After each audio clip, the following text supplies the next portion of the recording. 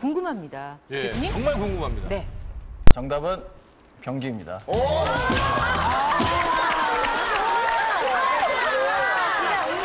첫 번째부터 대답을 말씀드리자면은 일단 우리가 아주 소량 뽑을 때는 뭐 국소 마취해도 그렇게 큰 문제는 없습니다.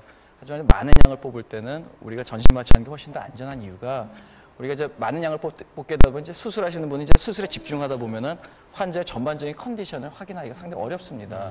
그래서 이제 이왕이면 마취를 하고 마취과 전문 의사가 환자의 전반적인 상태를 같이 확인하면서 수술하면은 수술하시는 분도 훨씬 더 집중적으로 할 수 있고 관찰하시는 분도 직접 하실 수 있고 그렇기 때문에 전신 마취가 지방 흡입인 경우에는 적당량을 흡입한 경우는 더 안전하다고 할 수 있습니다. 혹시 이게 지방 흡입술 해가지고 부작용 같은 거 없습니까? 실제로 그런 사고도 좀 그러게요. 저희들 뭐 사실 신문이나 뉴스에서 접하기도 했는데. 부작용 물론 있습니다. 크게 이제 부작용을 미용적 부작용과 이제 우리가 의학적 부작용이라 할 수 있는데 표면 불규칙. 이 환자 같은 경우는 이제 표면에 가까이 흡입을 하다 보니까 이제 표면이 좀 울퉁불퉁해진 그런 사례가 되겠습니다. 반면에 이제 의학적인 부작용은 화면 보시면 또 아시겠지만 너무 가까이에서 피부가 혈액순환이 안 돼서 괴사가 된다든지 이런 진짜 요즘에 사고들이 있어서 피해를 많이 보고 있는데요. 네, 예. 그리고 아주 드문 경우에는 아까 좀 말씀하신 것처럼 사망사고도 있을 수 있습니다. 하지만 여러분들이 좀 명심하셔야 되는 거는 이러한 지방 흡입이라는 게 전문가만 하는 게 아니라 비전문인, 심지어 뭐 속된 말로 야매도 하는 그런 수술이기 때문에 그런 경우 이제 부작용들이 많이 보고되고 실제로 접하고 있죠. 수술법과 의사의 선호도 이게 참 의외의 저는 답이라는 생각이 들긴 하거든요. 그 지방 흡입을 할 때 관이 피부 밑으로 들어가기 때문에 그 들어가는 깊이 그런 것들이 상당히 중요합니다. 각종 기계들은 지방을 분해하는 그런 역할을 도와주는 많은 일들을 하게 되죠.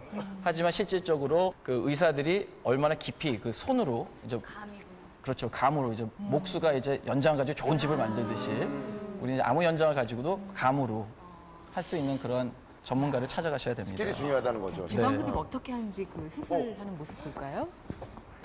화면에서 보시면 아시겠지만 실제로 피부 밑에 이렇게 관이 들어갔어요. 네, 지방을 우리가 직접 흡입해내는 그런 과정이 되겠습니다. 굉장히 들어가는 관도 굵네요, 생각보다. 그렇죠. 그래서 이제 저건 나온 지방의 양이고요. 그리고 이제 우리가 관의 굵기는 그 깊이에 따라서 사실 좀 변화가 있을 수 있습니다. 아프겠는데요, 보니까? 예. 전신 마취하셔야죠. 그러니까. 수술 후에 통증도 좀 상당히 있을 수 있겠는데요. 네, 수술 후에 통증 당연히 있죠. 네. 입원 얼마나 해야 돼요? 그것도 이제 우리 맞춤형 수술이기 때문에 많이 한 경우는 입원하실 수 있고 적게 하는 경우는 바로 퇴원하실 수도 있습니다. 바로 가능해요, 생활이?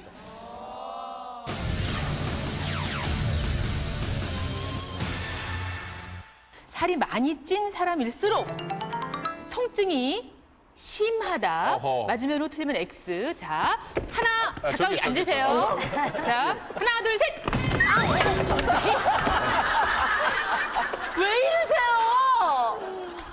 아니, 서로 다른 걸 잡으실 거예요. 어차피 저 울었어요. 그랬어요? 아유, 정말. 아유, 네. 김현철 씨. 김현철 씨. 옹졸해 보인다. 너무 매리 없다. 후배 부인 재수 씨예요. 남이 아니에요. 내 부인이 아니잖아요.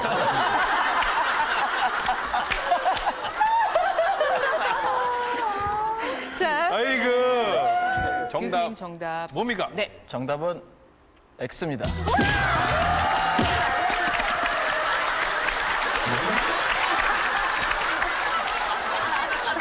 자, 땀이 많이 안 나는 겨울에 수술을 하려는 은하와 땀 배출이 조금 많이 있는 여름에 하려는 병규 가운데 어느 분이 좀 더 안정적인 수술 시기를 선택하는 사람일까요? 시기 중요합니다. 시기 중요합니다. 자, 네. 하나, 둘, 셋.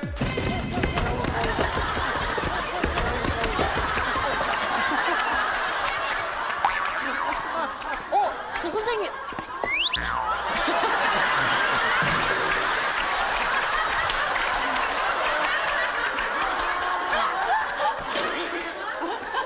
자, 지혜 씨. 아이고, 배야. 지혜 씨. 네? 왜 겨울이죠? 아유, 겨울 추워야 됩니다, 일단. 왜냐면 지방흡입을 하면요. 이런 전반적으로요. 이게 많이 붓거든요. 네. 근데 여름에 할 경우엔 덥기 때문에 이 혈액순환이 더 돼서 더 부어요. 그렇기 때문에 추울 때 해야지 이 혈액도요. 추우면 수축하잖아요. 그래도 수축해서 많이 안 붓게 해줍니다. 네. 저도 겨울이라고 생각을 했는데 여성분이 이거 하니까 뭐 내가 맛있게? 맛있게? 선생님. 틀리셨을까요? 네, 정답은 은하입니다.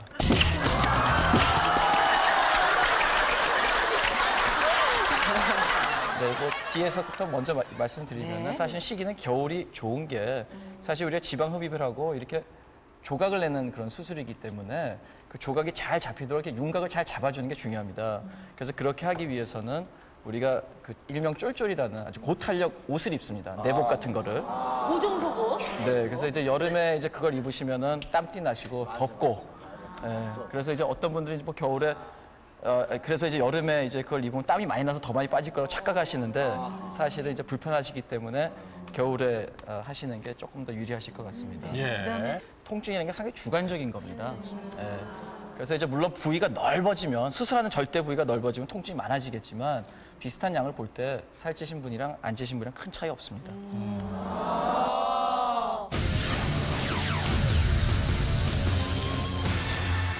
지방 흡입 수술 부위에 다시 살이 찔 수 있다. 살이 찔 수 있으면 O 아니면 X입니다. 자, 저기요, 기다리시고요. 저기요. 하나, 둘, 셋.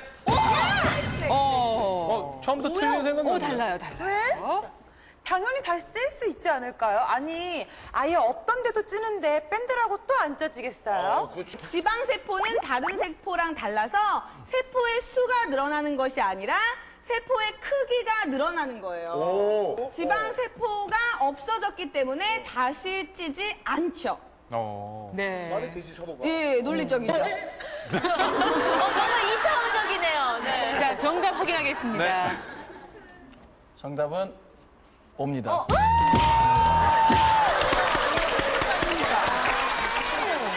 수술 후 올바른 관리를 하는 사람은 병규일까요? 은하일까요? 자, 드립니다. 주름이 생기지 않도록 운동을 가급적 삼가합니다.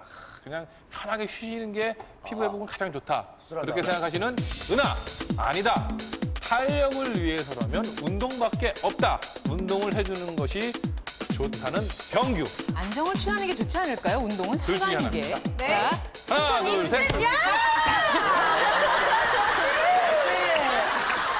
지금 지방세포가 빠져나간 후기 때문에 지방이 있던 자리에 피부가 떴잖아요, 지금. 약간 좀 주름져 있겠죠. 예, 공간이 비어있거나 약간은. 그럼 그 공간을 빨리 없애줘야 된단 말이에요. 근육을 키워서 그 공간을 없애줘야 돼요. 일단은 몸에 이 부분이 굉장히 많이 빠져나간 상태란 말이에요. 근데 그 상태에서 심하게 운동을 한다면 운동해가지고 없던 지방을 또 태워서 또 없애요? 예. 그럼 너무나 위험한 일 아닐까요? 어허. 독하게 해야지 날씬한 몸매를 가져요. 독해지셔야 됩니다. 자, 확인하겠습니다. 두 분. 정답 공개. 정답은 병규입니다. 네, 사실 두 분 다 병규를 택하셨거든요. 네. 예. 네, 아주 뭐 논리적으로 논리적인 생각을 잘 설명하셨어요. 예, 예. 근데 사실 지방 세포의 수는 줄어들지만 지방이 확대가 되기 때문에 얼마든지 살이 다시 찌실 수 있습니다. 그래서 두 번째 문제도 같은 일맥한 뭐 질문인데요. 그렇기 때문에 꾸준한 운동을 통해서 어떤 식이요법을 통해서 관리가 상당히 중요합니다. 관리 안 하면 비만 탈출을 위한 최후의 선택, 지방 흡입.